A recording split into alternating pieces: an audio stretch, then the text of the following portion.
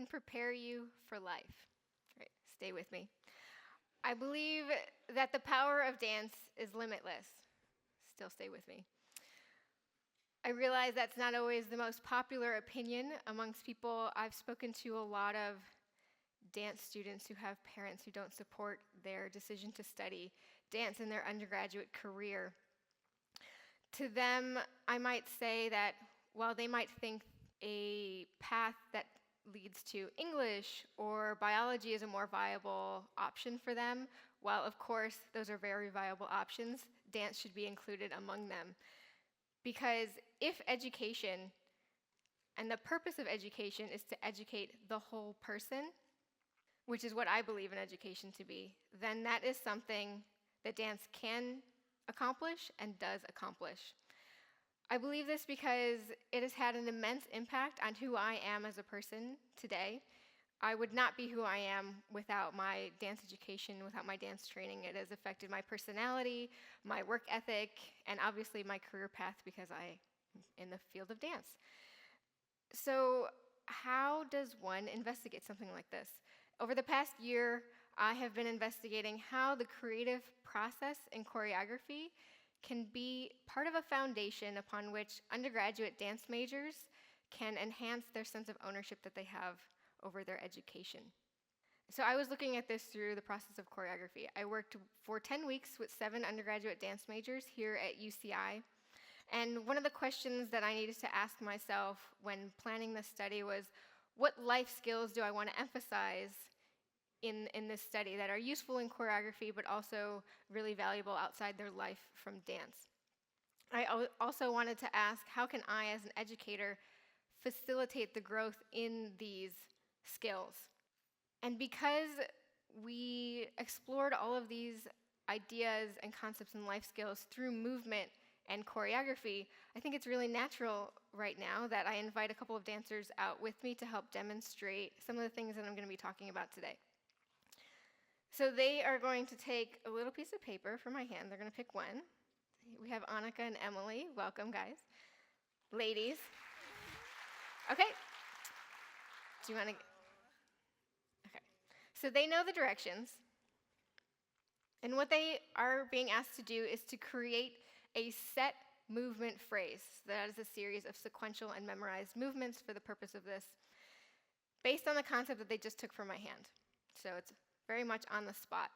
They are restricted from speaking verbally to each other throughout this task, and they are also restricted from using mime gestures, so shaking your head, oh yeah, that's great, or no, or you go this way, I'll go this way, things like that.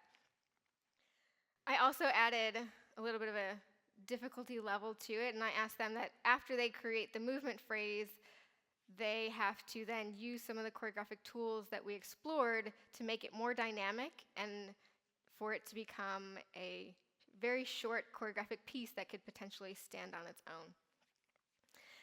This was an activity, this was one of my favorite activities that we did, was done during our nonverbal communication meeting. And while nonverbal communication is clearly a very important skill, in this activity it is not the only skill that they are utilizing. There are many different ones that are a part of this particular task.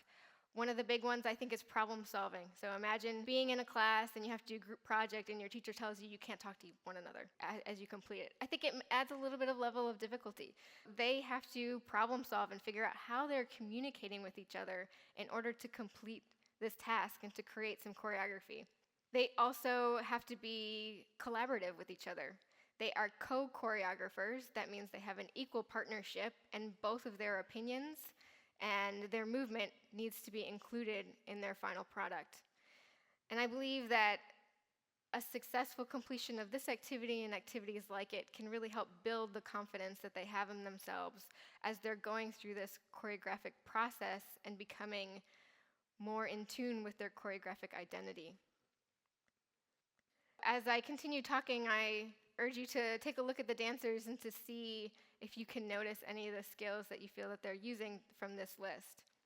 Part of the goal for this task and other tasks like it that we did was not only to complete it, which is obviously important, but also to have a greater awareness of the skills that they're gaining through their dance education. aside from the technical abilities that they need to have as a trained dancer. That's why it was so important for me to make sure that this level of awareness was incorporated into the lesson plans that I was preparing.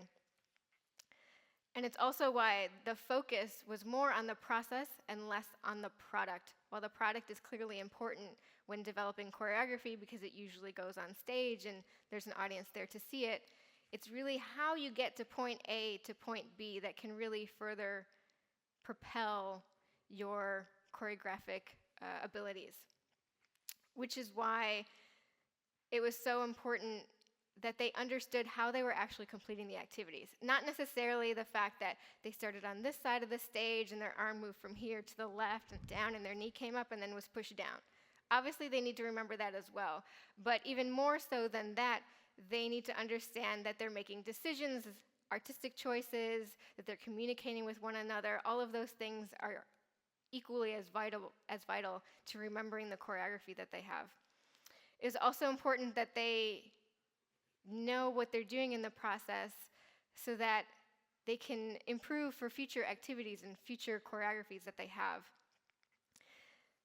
And also, doing this can help them learn how to connect what they're doing in this creative process to other areas of their lives. You know, they're problem solving here. Well, how can they take that and then they have a situation that has nothing to do with dance? What can they draw from that to then problem solve in this totally different area that they're working in? And I believe that all of these life skills that they're gaining through their dance education can build the confidence that they need both as an artist and as a person. So that this confidence can then be brought into that sense of ownership that I hope that they're finding over their education.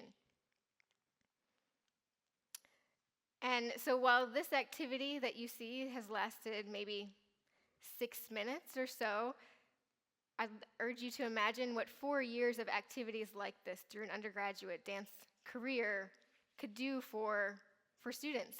That's 4 years of honing in on all of these different skills that are necessary in any area of their life. And also, if they choose, once they graduate, they've decided that dance is not necessarily the path for them, they can be confident knowing that they have the tools that they need to still succeed in a completely different area because they were spending all of those years really focusing on these skills. So that said, I would like to reintroduce the dancers to you, and they are going to show the piece that they have just created.